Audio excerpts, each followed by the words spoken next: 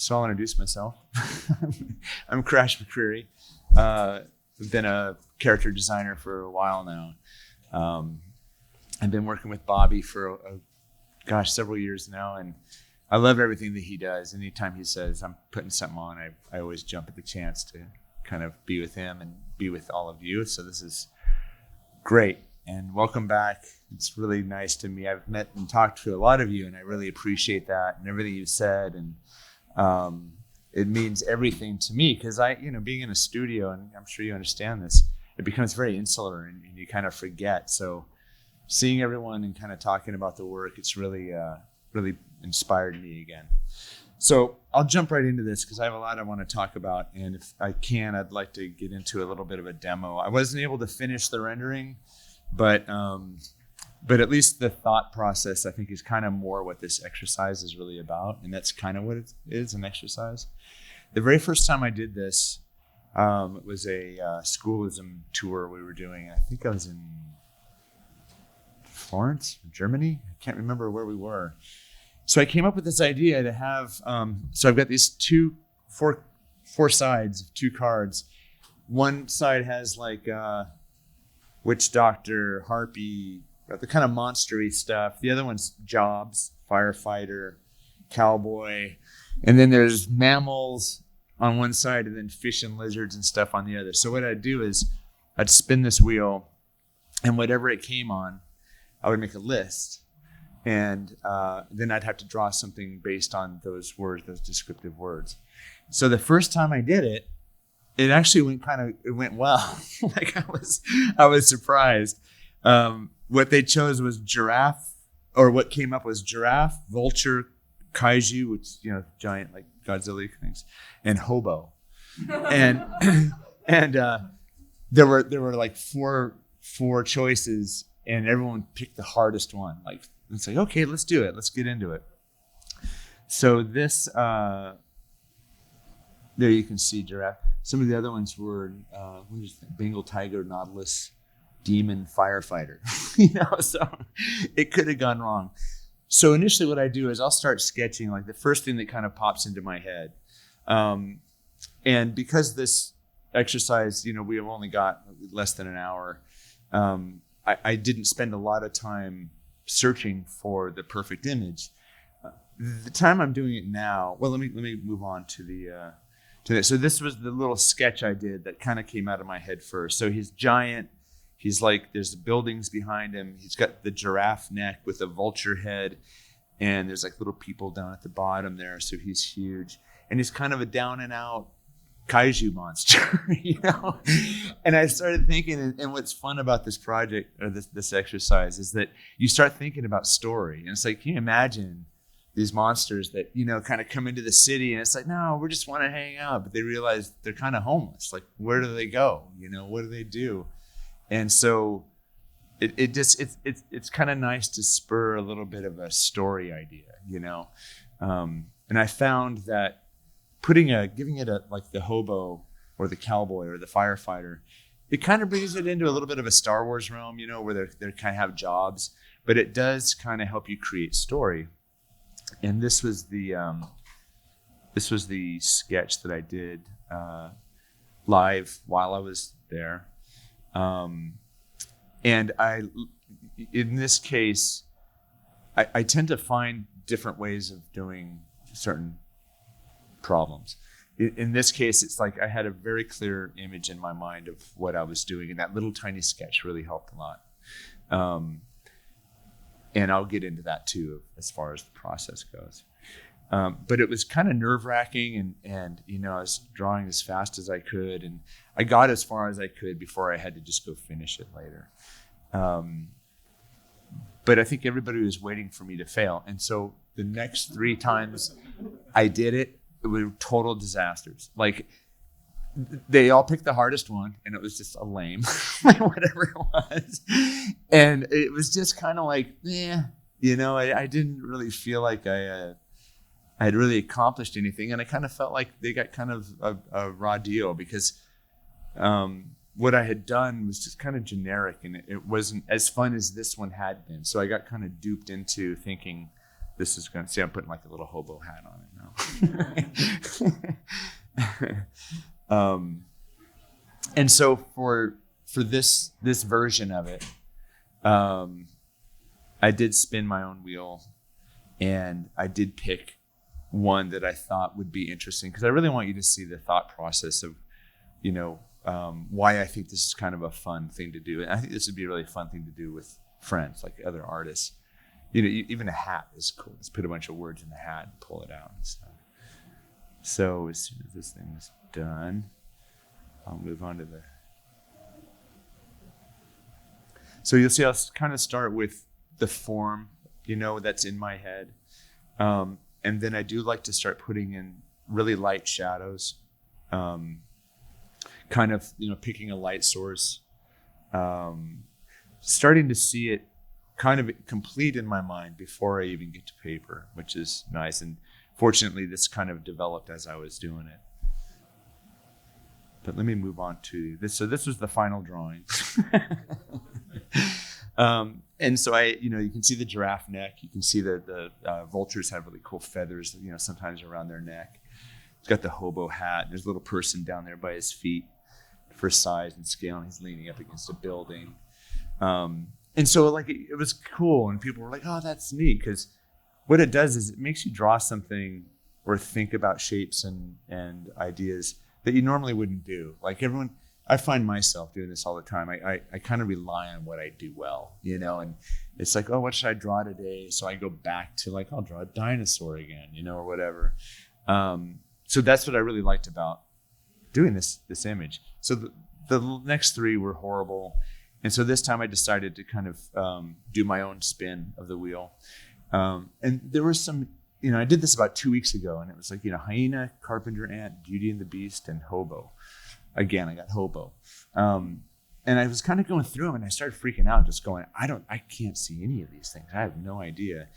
And it wasn't until about a week and a half later that I kind of went to the warthog, great white shark, grim reaper, gang member.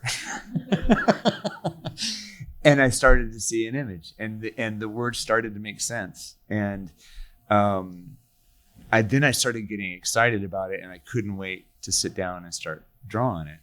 And to me, that's the coolest thing, is when somebody gives you, if a director, she comes up to you and says, I want a warthog, great white shark, grim reaper, and it's she's giving you that assignment, and your job is to make them happy. And they came to you for a reason, because of your work.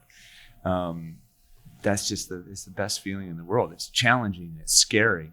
Every time I start something, I'm terrified, absolutely terrified, because I don't know if what I'm going to do is come out like the last one did. So,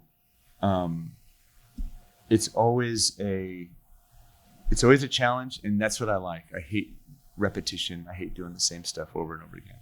So if you are lucky enough to have a script or a description, this sometimes it doesn't help at all. This is from Predator. The hunter slowly rolls onto his back, revealing his face. That's it. That's all you got. Didn't say with the cool mandibles coming out of the thing and the crab-like face and all this. So you just have to kind of take what you can get, and it's your job as a character designer to infuse ideas. And so many times someone says, I don't really know what this looks like, but these are the actions. So the hunter's coiled leg kicks upward with incredible force. Sometimes it's an action, sometimes it's something that tells you to, I need to, give it springy legs, I guess, or something. And what's funny about Predator is it started out as kind of an insect thing, and the director didn't like it. And he went to Stan Winston and he said, do something cooler. Stan was on a plane with Jim Cameron, and Jim Cameron, what if you did something with crab-like? And so Stan was like, oh, cool. I started writing it, and that's where that whole design came from. Sometimes it's a collaboration of really cool minds that kind of come together and make something happen. So in the case of this, the first thing I like to do is just start writing down anything that has to do with each one of those 4 categories. So obviously, it's write down the warthog. I'll try to make this go as fast as possible. It was warthog, great white shark, grim reaper, and gang member. And if I kind of have a general sense of where I want to go with it, but the warthog and the great white shark are obviously, they can be attitude. They don't necessarily have to be features, but in my mind, I kind of saw that as a blend. Like, oh, that's a challenging blend to put a fish with a mammal. You know, that's kind of a cool thing. So with the warthog, I start writing down, you know, what I like about warthogs, what makes them unique. What's going to, like, you know, what are you going to put in your drawing that you could immediately go, oh, that's a warthog. I know what that is. And still have it this fantastic creature. So tusks, hair, snout, skin texture. They have little eyes. You know, I'd pull a lot of reference and start looking at what I have. You know, sharks, and there's a warthog in here. You know, this warthog, I mean, it's amazing head. Like, look at that thing. It's incredible. Great white shark, you know, mouth, big teeth, big neck. You know, they're sleek. Anything I don't even think I might use, I just like to put down as much descriptive stuff as I can, because you never know how you're going to tweak that description to work with the drawing. The Grim Reaper was kind of weird because it's like death, scythe. I could just give him a scythe, and that's where I kind of went with those old ones, and it was kind of dumb. I go, I'll figure that out later, but just write down what a Grim Reaper is. The gang member was fun because it was more like, okay, and he kind of turned into a motorcycle gang member, which is full of texture and full of cool stuff. Leather jackets, motorcycles, earrings, tattoos, you know, everything I love about that culture. You know, shades, a cigar, is he wearing jeans? I don't know. And then what I'll do is I'll go back and I'll start kind of, oh yeah, the great white shark has black eyes. Don't want him to have black eyes.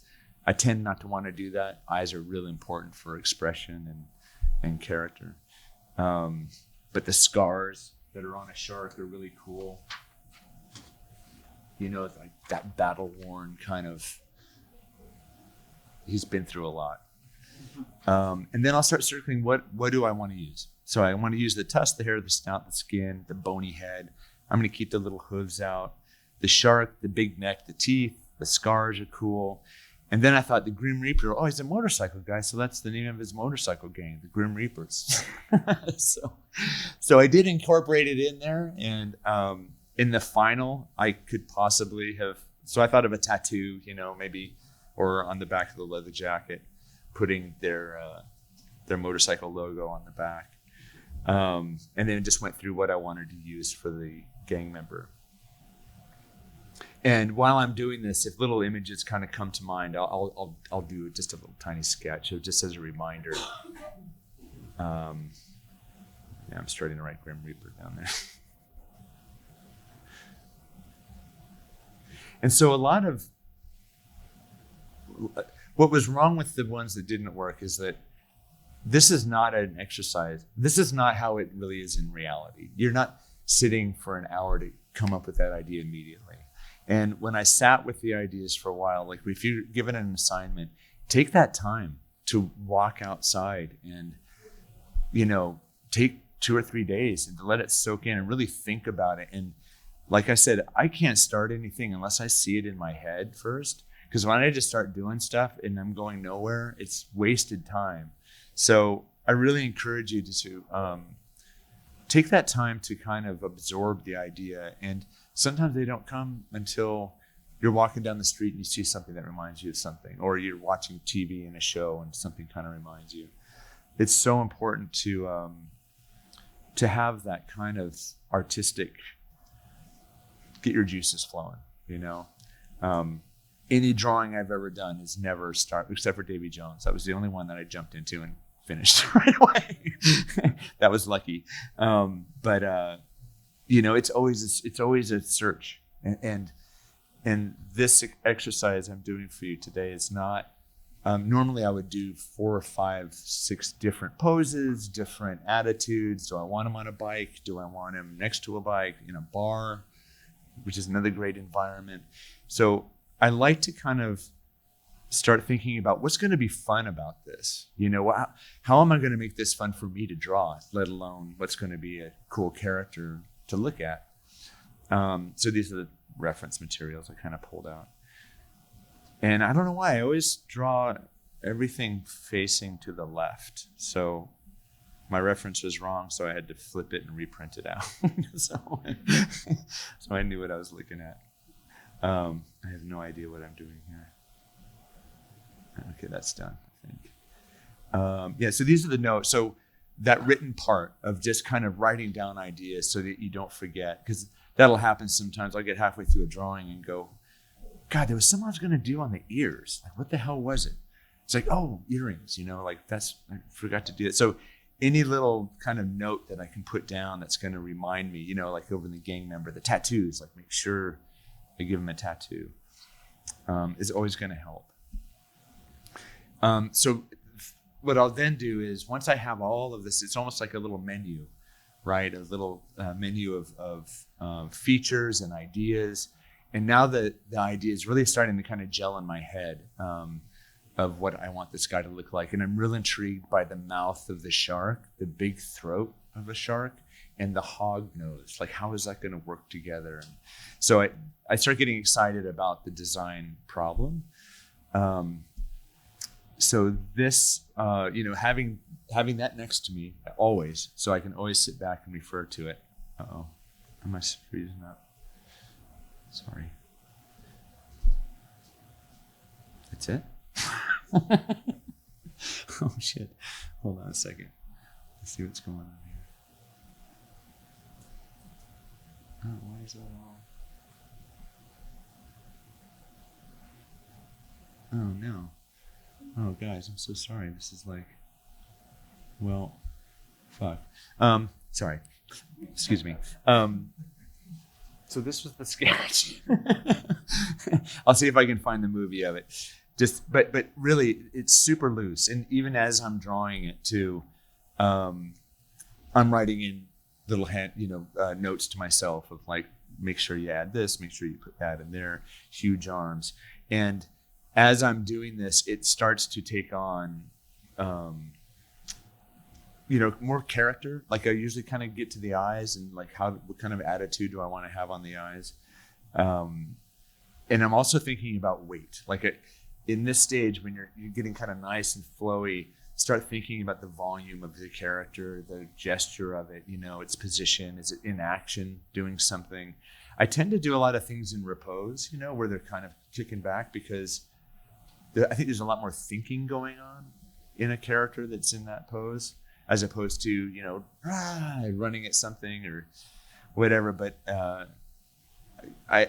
a way into a character's soul is through maybe what they're not doing. Like, what if it looks like they're thinking about something, you immediately are kind of attracted to wanting to know what it is that character is thinking about. You know what? Maybe we should turn the lights off. I'm sorry. Do you mind? Somebody could turn the lights off. Sorry. Thank you. Is that better? Yeah. That bums me out. And also, when I start to get that design down, and I start to see like, okay, this is the form I want to start working with.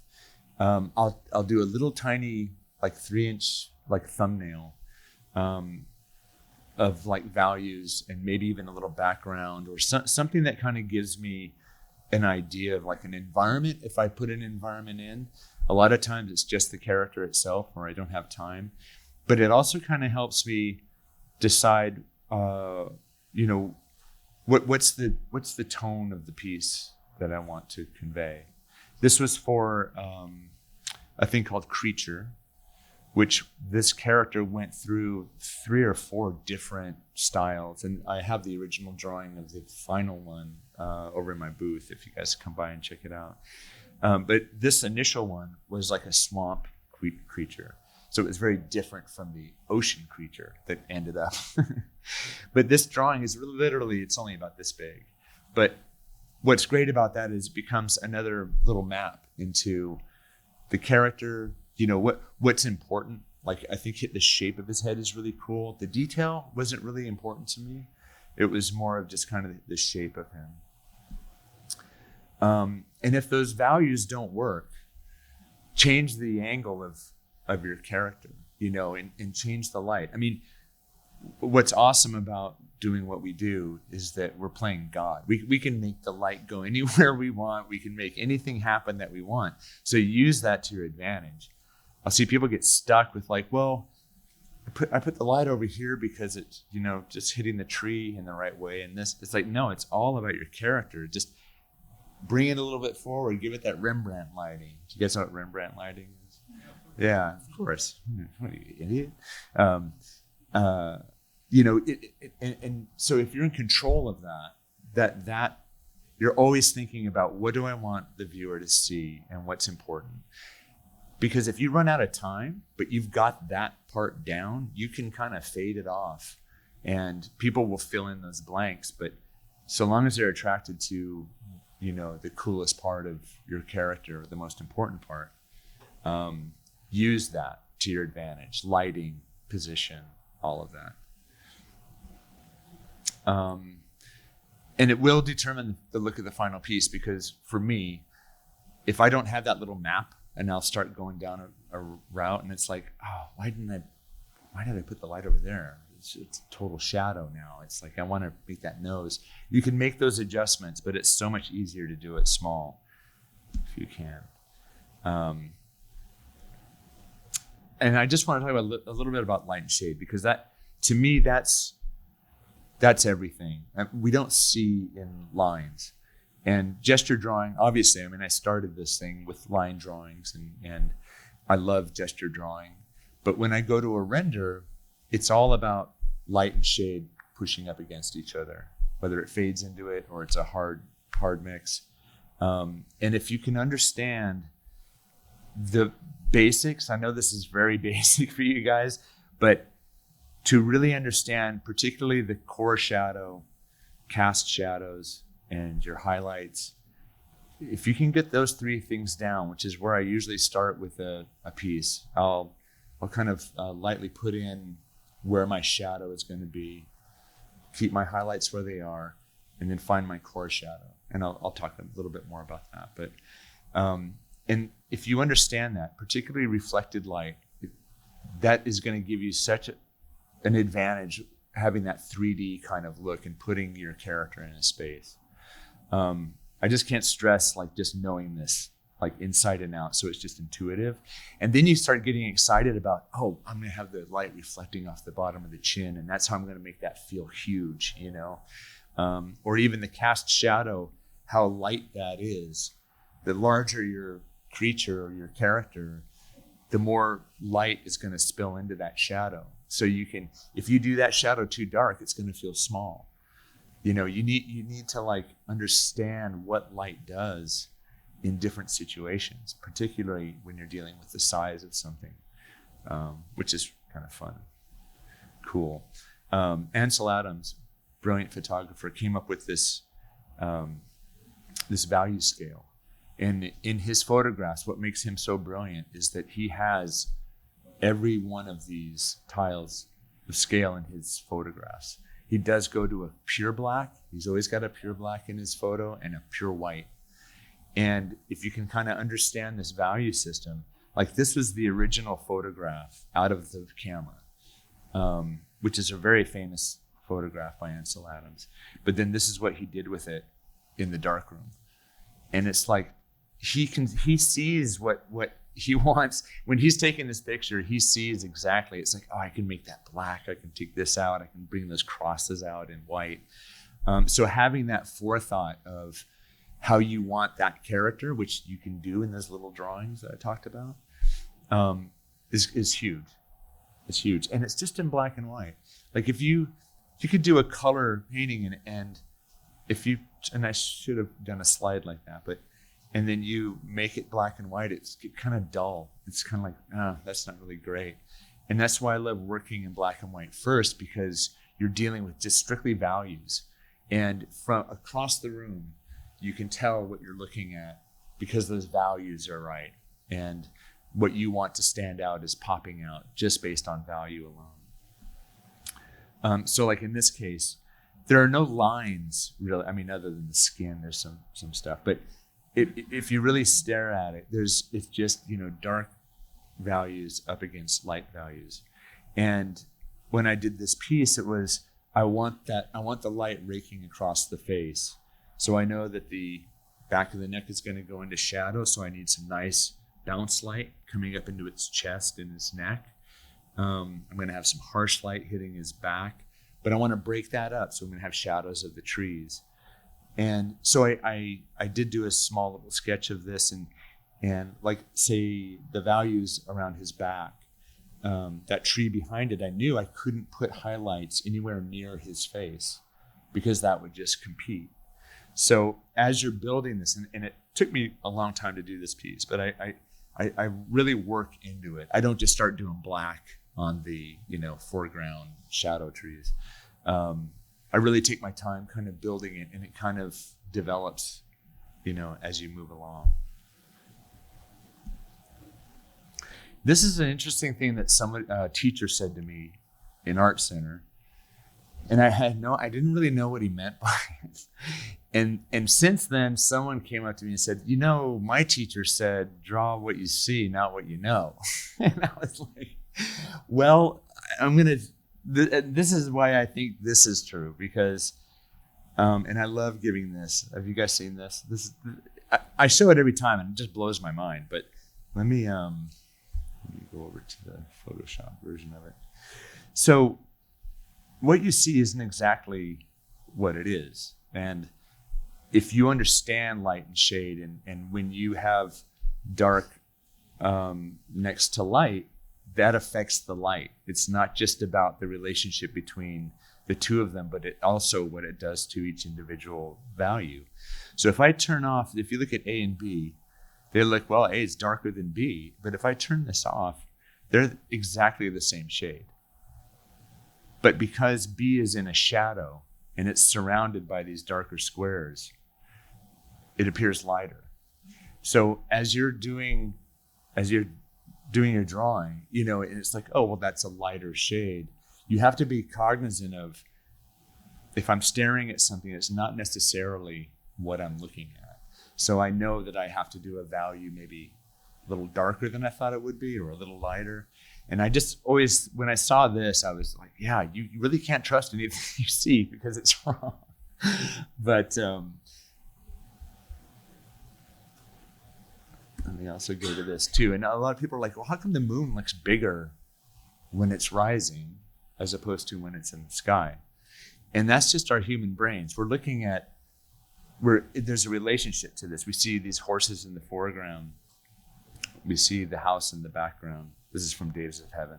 I put the moon in, and the moon, so you have a relationship. In your mind, the moon is a lot further away. So you're like, wow, that's a huge moon based on the house and the horses in the foreground.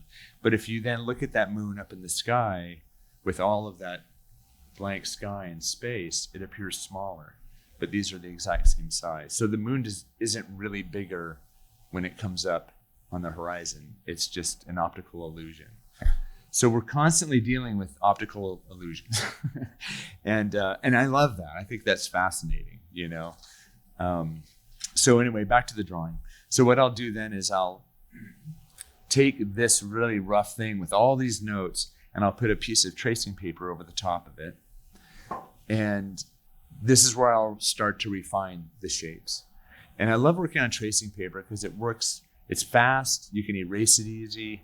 And it feels kind of cheap. So you're not afraid to mar it and kind of, do whatever you're going to do to it.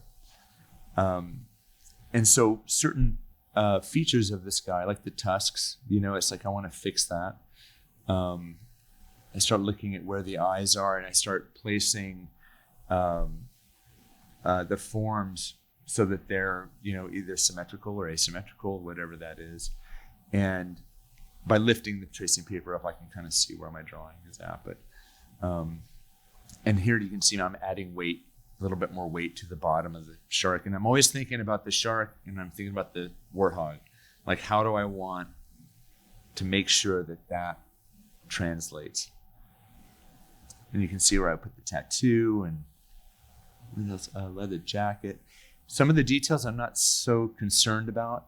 It's more about just getting that form down and making sure that it feels like it has that weight to it.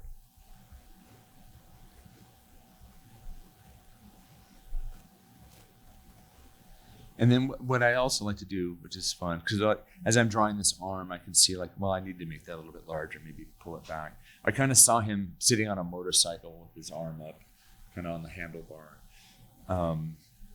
But again, because of time, I just wanted to concentrate more on the face and stuff.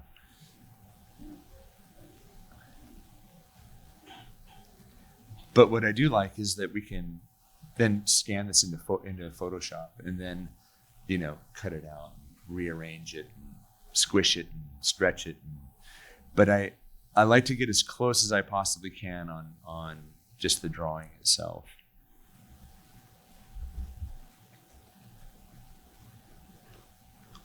So just imagine I'm doing this live right now. Like, I feel like I cheated a little bit, but at the same time, I don't know.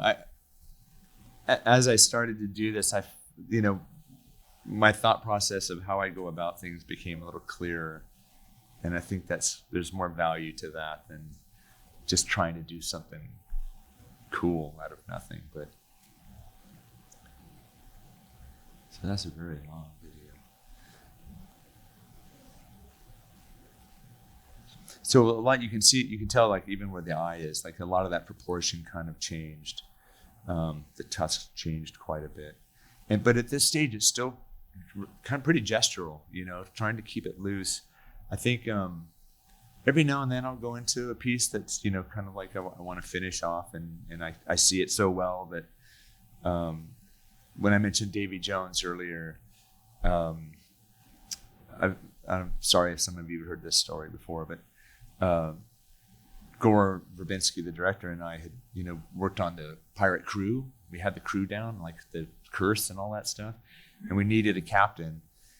And it took us like 6 months before, we were like, God, we need the captain, but he's got to be like better than all of these guys put together. I mean, he's got to be something special. And I came in with this really bad kind of version of tentacles on the face. And he goes, oh, that's cool. It's kind of like a beard. And that's when, like the image of Blackbeard as this creature popped into my head, and the tentacles being a beard. And I just saw it so clear that I just went home and I just drew it, and it was done. But it took 6 months to get to that point of us searching for what's the curse. They're in Davy Jones' locker. They're kind of becoming part of the ocean, which was huge. I mean, that's what really kind of set the stage for that. But it wasn't until he said that Davy Jones was born, quickly, but not without all of that research prior to that. So then what I'll do is I'll take it off of, the rough sketch where I can see it clearly. And again, start kind of thinking about terms of proportion, if I need to make it symmetrical. Here I'm thinking about the teeth, like how am I going to get those shark teeth to work?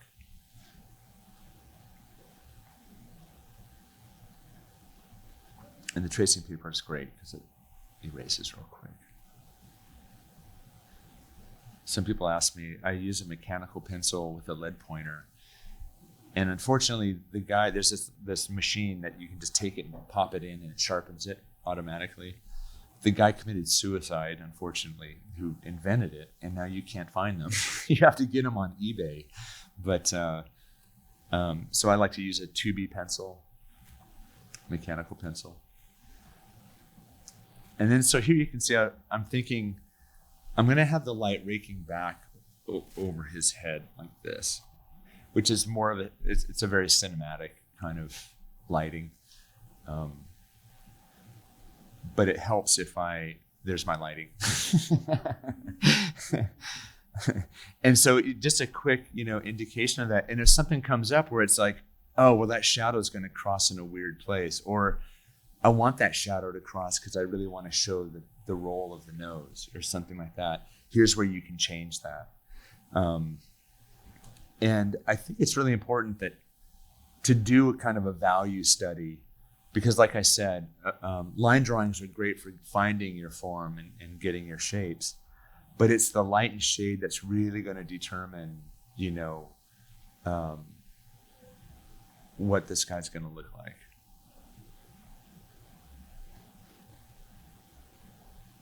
And that was kind of cool. So when I was drawing the hair on his cheeks, it was like, oh yeah, mutton chops. You know, like bikers, like they'll have this big beards coming up the side of their face. and so I'm always thinking, I'm trying to incorporate every word that I wrote down, you know, and every aspect of it. So it's not just an animal, but he's turning more into a character. And adding stuff like earrings and jackets or in this case, I was going to put a vest on him, I think. Really help kind of give him culture.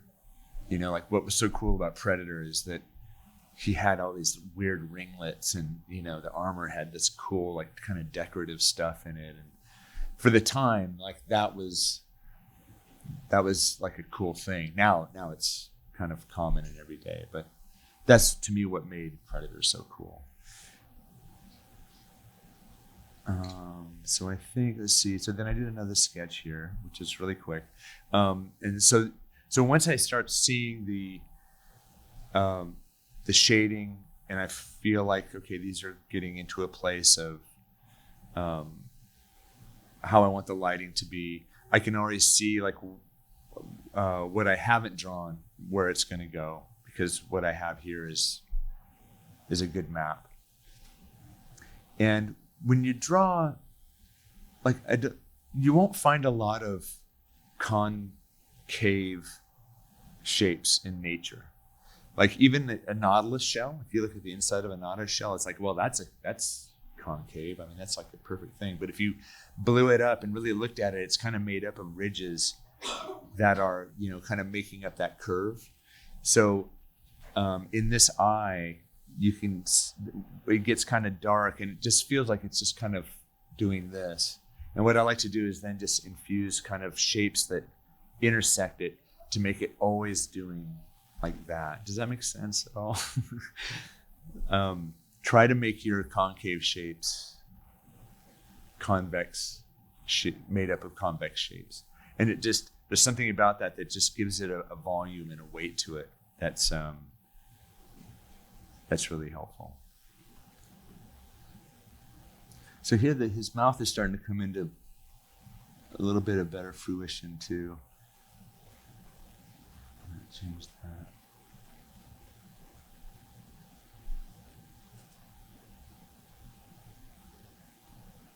Is this boring, everybody? Staring at a screen? No. I'm hoping I have time to like start putting in some values on this like live, so I can advance it. Let me advance it a little bit.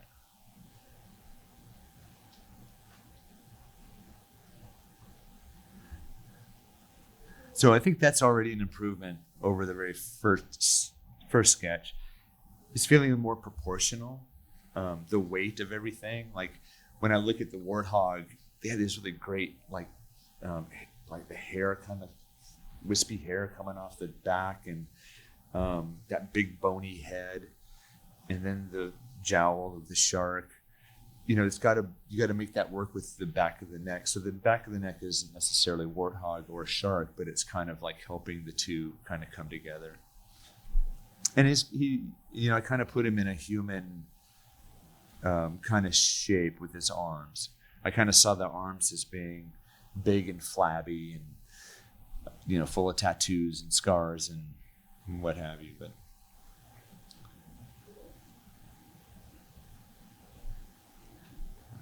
let's skip a little farther ahead.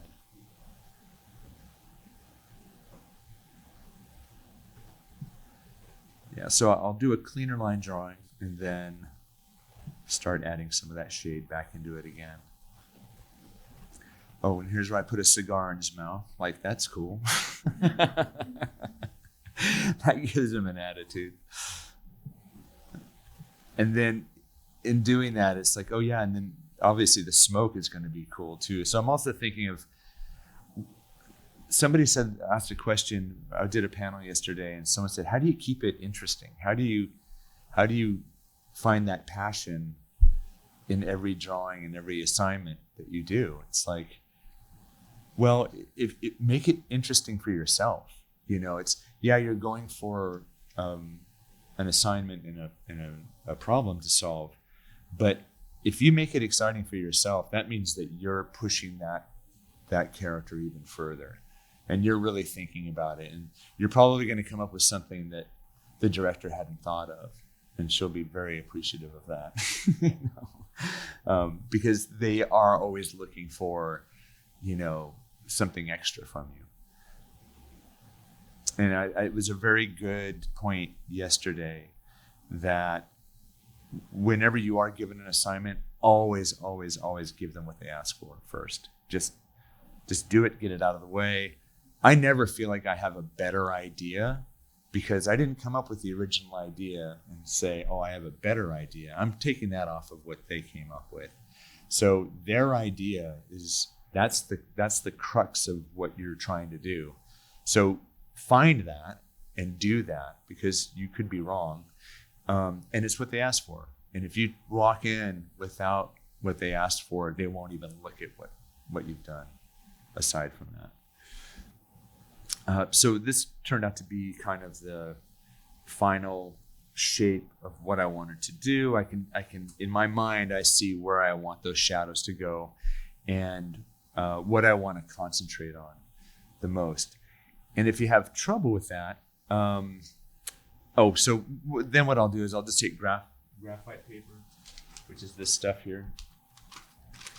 So it's got graphite on one side of it, and you just slide this underneath your drawing. And then, so if I like to work on Crescent illustration board number 99, and I love the tooth of it. It's got a nice tooth.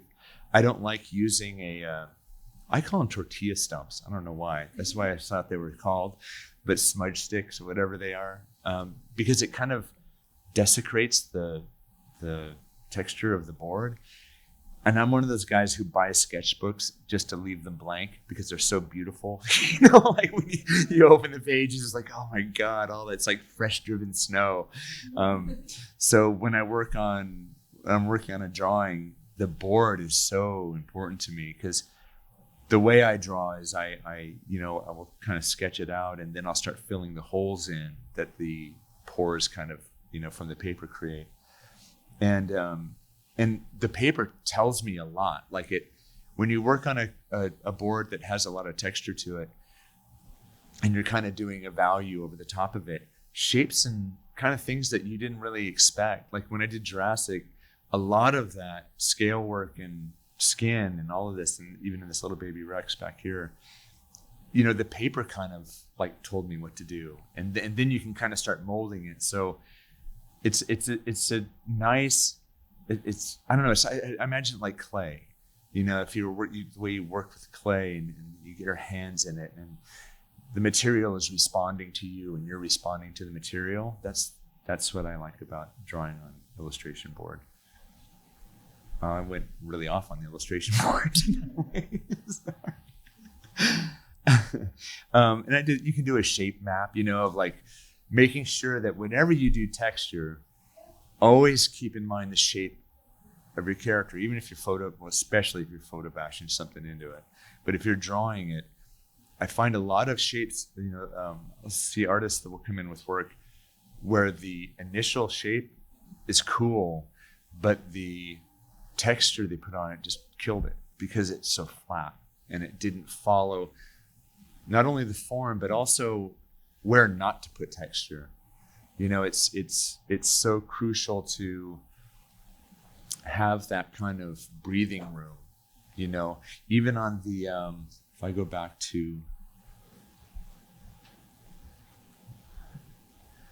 it's like the chest area, the rib area, where I really want to accent the texture on this is near the core shadow, and like where the shadows are starting to kind of come in. But don't be afraid to leave it. It doesn't feel unfinished, even on the thigh, the upper part of the thigh. There's indication there, but I didn't spend nearly the amount of time on that as I did, up in the face or like in the neck area where the chain is. Because I knew that's where I was going to get the most bang for my buck as far as getting into detail and stuff like that. So if I come back down here, sorry.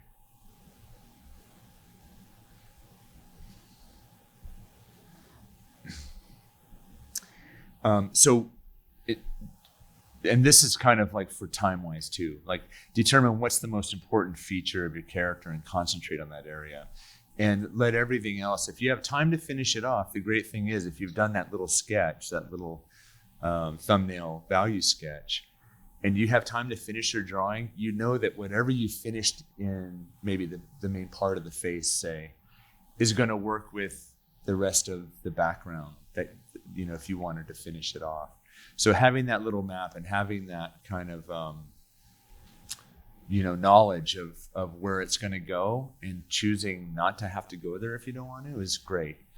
And you can present a piece of artwork of a character and have that transition, say, between the hog nose and the shark teeth, and the director will go, "Oh, I get it. That's terrific." They're not going to go, "Well, what kind of jeans is he wearing?" Or what kind of, you know, they want to find what's the blend, why what makes this character worth doing, you know? And I think that's why I love, and it's kind of rare, why I love working with someone like Gore, who just wants to do things weird, like throw it in for the sake of being weird. I've dealt with a lot of directors in the past who just wanted, well, can you give me Alien and Predator, but not Alien and Predator? You know, I do a mix of the two. And it's like, why would you want to do that? So as soon as I hear that, I know there's something wrong with the script and the story, and it never gets made. So, so it's important to, and sometimes there's having air around a character. Like I've seen some artists that feel like the need to kind of fill everything out or put in a background just for the sake of a background. But there's something nice about having breathing room around that character that kind of accentuates the features better. Mention that. Oh, so what I'll do, let me see if I'm close to, how am I doing? I have time on this. Already? Oh my gosh. We'll stay late. Great, so I'll just start this video and I'll see you guys later. No, yeah, so when I start to shade it in, and I apologize because I thought, oh, well, when I'm at the show, I'll draw and talk and I'll get it done, and that just did not happen. And so I don't have a finished drawing, but maybe I can block in some stuff. Core shadow. This is all stuff that I kind of need to demonstrate. I talked about what the paper's telling you. Be aware of the shape and form. I said that. Wrap with the form. Free think on other words and terms associated with those attributes. And I think, okay, so I think that's it. Let me try to.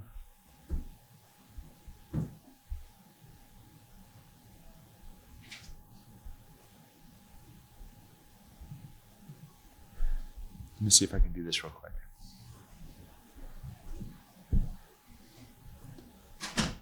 This is over in 10 minutes, 8 minutes.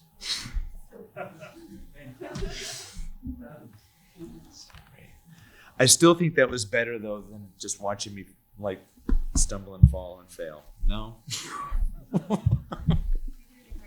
Really? Okay. Thank you. Was that my niece?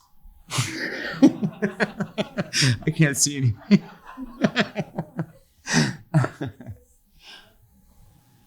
Okay, let me see. Oh, I can't see. I can't see anything. Oh, this is all weird. Okay. Let me try this.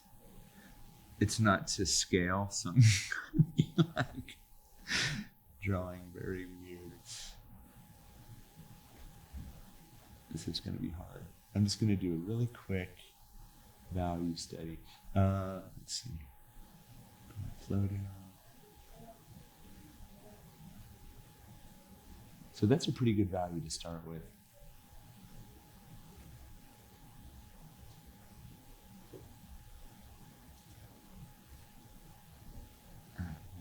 Chops. Eyes going to be dark. And even at this point, I'm not really concerned about the background because I can always go in and paint all that out. So right now, I just kind of want to get some values down. It's going to be all in shadow. And what I do love about Photoshop is that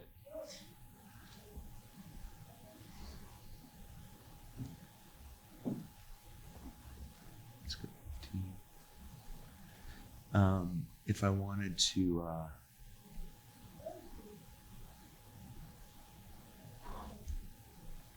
I'm sorry I'm doing this so fast, everyone, but I just kind of want to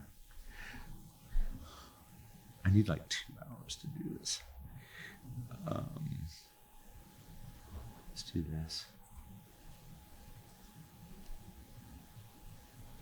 I just feel like that arm needs to be bigger. And that's what I love about Photoshop then. It's like, without having, what I used to have to do before I had Photoshop is I would have a drawing and it's like, oh no, I have to change something. And so I take tracing paper, I draw over what I would want to have done, transfer that to another piece of paper, finish that, cut it out, stick it on there. And because this is before we had computers, I had a Xerox machine. I don't know if you guys know what a Xerox machine is, but it's like literally,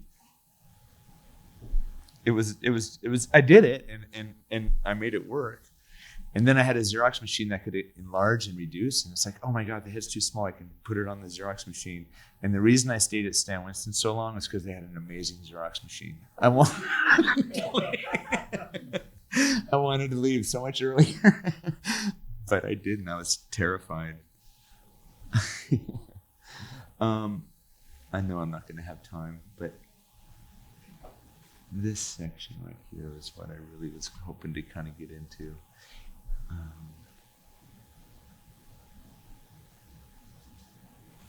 So like say I'm happy with everything and I'm starting to get into this. I'll start thinking about this nose and the core shadow kind of doing this. Right? So what I meant about make sure your core shadows attach. If I did this to the nose, there's a wrinkle here. This is the nose. And I'm doing this wrinkle over here, and then I do something here. This space between, let me see. Sorry.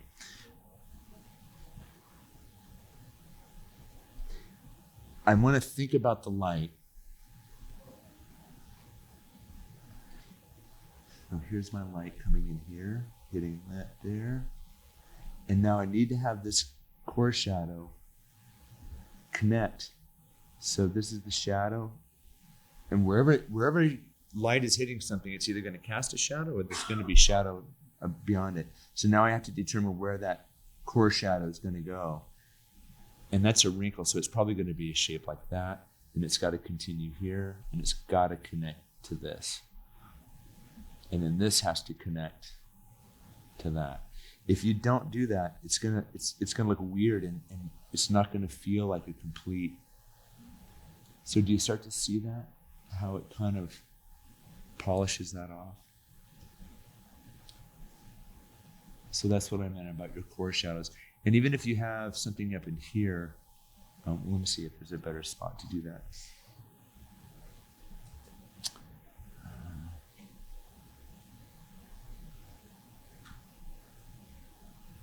So this is a bump there. Maybe. Let's say I put a big like wart on him. So I know he's going to have a cast shadow here. And there's going to be a core shadow that goes around that wart if I really want it to stand out.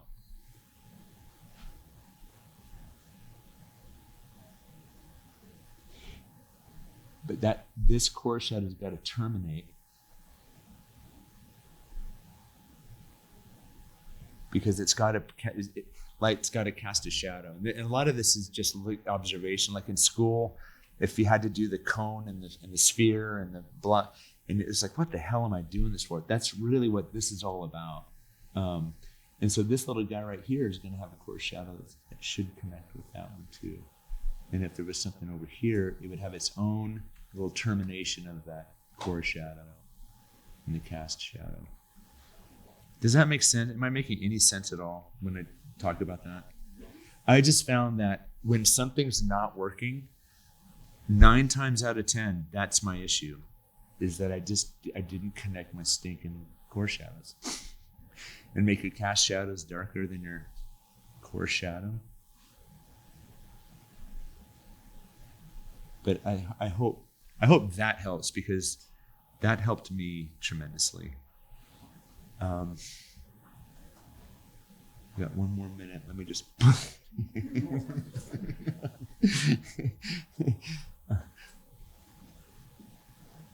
And what's nice is if you do have a value that's a little bit darker like this, when you do come in with white, you can really make a big splash with that.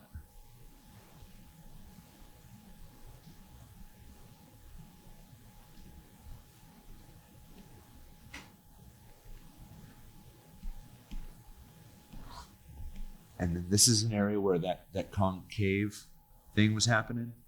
Here, what I did was I put a form in here. That kind of, it just makes it feel more three-dimensional for some reason.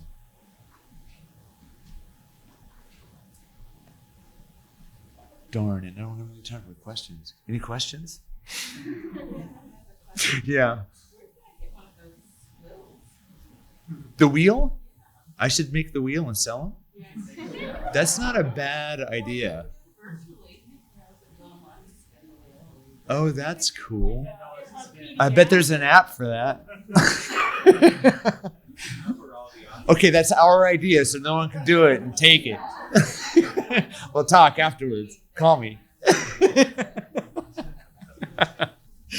Are there any other questions? We can turn the lights on, actually, if that's cool.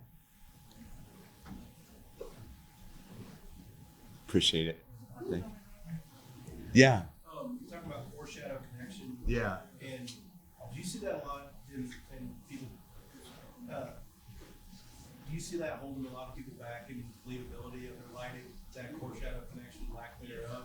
I just find like when I'm drawing, I either forget to do that or I just don't, yeah. But Did you just go back to cubes and spirit? I mean, I know it's not like that's the best way to think about it. well, I literally think of that. Are my core shadows connecting? And I usually find the issue. Okay. Yeah. Thank you guys. I hope that was okay. I really appreciate it. Thank you guys for being here. Appreciate it. I'm really serious about this. Like, I love your It's a good idea, right?